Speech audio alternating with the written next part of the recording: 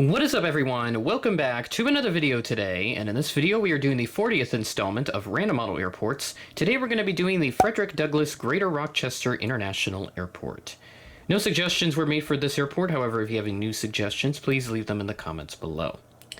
Got a very nice layout here with this double concourse layout. I don't know why, but I love these types of airports with the two concourses and everything, and especially with how symmetrical it is. So like you have the angled concourses out on that side, and they're pretty much the same length. This one's a little shorter than this one, so that one has less gates, obviously. But yeah, kind of love these designs, and hopefully I'll continue to get to do them all in the future.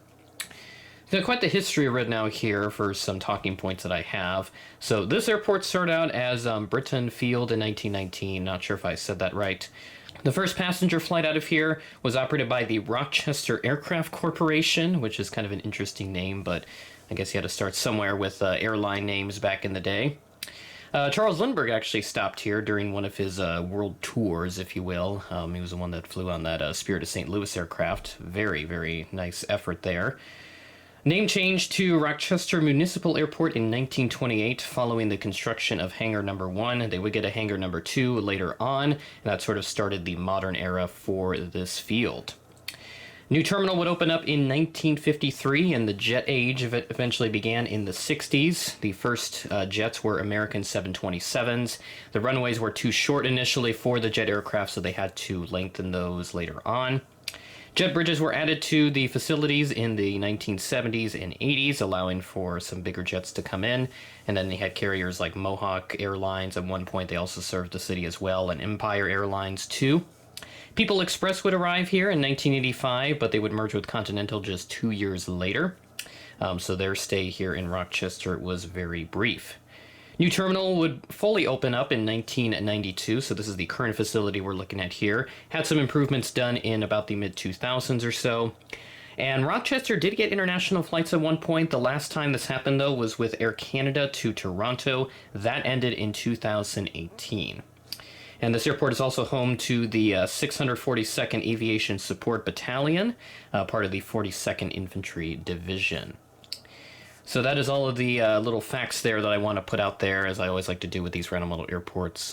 Definitely a great segment to add into this series, just to kind of add some more content to it and all that. Always great to talk about some of like the little brief history stuff about each airport I do.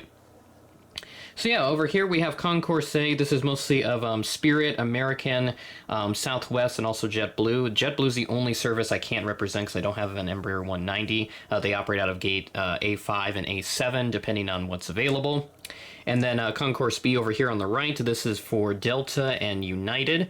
So you can see there the various Delta and United aircraft operating out of those gates. So we're going to go ahead and start off over at Concourse A. Did get a late addition there with that yellow aircraft. We'll take a look at that first.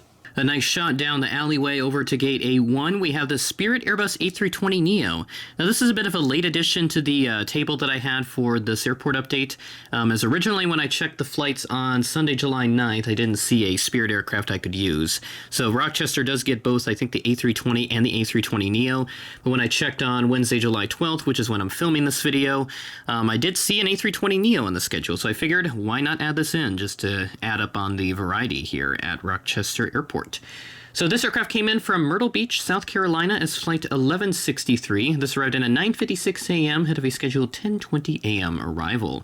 Always nice to see Spirit, and I definitely will be getting the new Spirit A320neo release from Gemini Jets, because they are doing one which has the cockpit mask on it now, because a few of those are flying around with it. So looking forward to that release, and I can't wait to see it. Jumping all the way to A9, we have this American Airbus A320 with the CFM engines. This aircraft is getting a lot of love lately. This aircraft arrived in on a service from Charlotte as flight 1918 at 11:52 a.m., delayed from an 11:23 a.m. scheduled arrival, so a delay of 29 minutes for this aircraft. At gate A10, we have this American Eagle Embraer 175. This aircraft arrived in from Chicago here as flight 4480, operated by Republic Airways.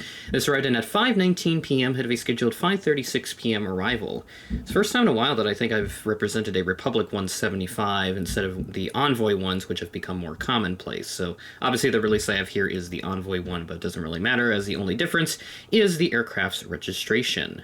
Agate Alpha 8, we have this American Eagle CRJ 200. This aircraft arrived in from Chicago O'Hare is flight 6257, operated by Air Wisconsin. So yes, they do get these Air Wisconsin RJ2s as well.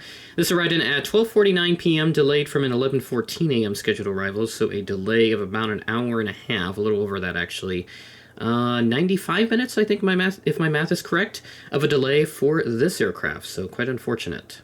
At Gate Alpha 6, we had this American Eagle CRJ 700. This aircraft to ride in on a service from Washington Reagan National as Flight 5141, operated by PSA Airlines, at 11:23 p.m., ahead of a scheduled 11:42 p.m. arrival. Our last aircraft at Concourse A, here at Gate Alpha 4, we have the Southwest 737-800. This aircraft to ride in from Chicago Midway as Flight 2813 at 4:46 p.m., around a 4:45 p.m. scheduled arrival, so only behind by just 60 seconds. And that is everything we have here at Concourse A. Let's go ahead and check out Concourse B. Check out our Delta and United stuff. At Gate Bravo 3, we have the Delta Connection CRJ 900. This aircraft to ride in from Detroit as Flight 5266, operated by Endeavor Air, at 11:01 a.m., ahead of a scheduled 11:14 a.m. arrival. Delta mainline here in Rochester, we got two flights to take a look at. We have this A320 first up. This aircraft to ride in from Atlanta as Flight 2543 at 11:54 a.m., delayed from an 11:27 a.m. scheduled arrival, so a delay of 27 minutes for this aircraft. We have our United aircraft up next here at Gate Bravo 10. This United 737-900 just arrived in from Chicago O'Hare as Flight 2011. Chicago, a very popular destination for Rochester. It's got a number of good flights in this airport update that originated from Chicago. This arrived in at 12:49 a.m. and delayed from a 12:16 a.m. scheduled arrival, so a delay of 33 minutes for this aircraft. At Gate Bravo 8, we have this United Express CRJ 200 in the Continental Globe livery. This aircraft arrived in from, of course, Chicago O'Hare as Flight 5442. This is a SkyWest operated flight, so these CRJs aren't necessarily affected by the Air Wisconsin stuff, obviously. This arrived in at 9:51 a.m., ahead of a scheduled 10:04 a.m. arrival.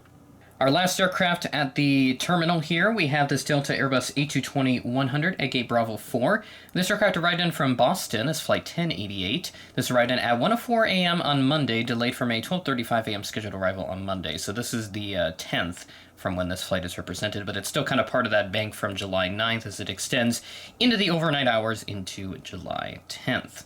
So nice to see that Rochester does get the A220. I wish Sioux Falls got these, and even Des Moines, but I suppose they don't have enough of those based out of Minneapolis yet to really send those here. So maybe when that changes in the future, we'll get to see these at some point.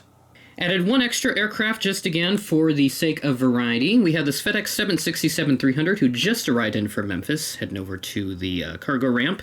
This arrived in at 6:09 p.m., delayed from a 5:52 p.m. scheduled arrival, so a delay of 17 minutes for this aircraft. And that'll do it here for the Greater Rochester International Airport.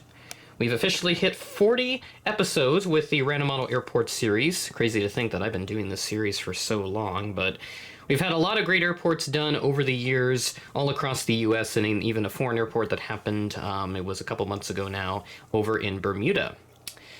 So, we'll continue to expand on the Random Model Airports. We'll continue to do bigger and better airports with more variety in order to try and diversify the series a lot, just so that we can keep it as original as possible as we head into the future. So, with that being said, that is the end of the video. Thanks for watching, and I will catch you in the next video.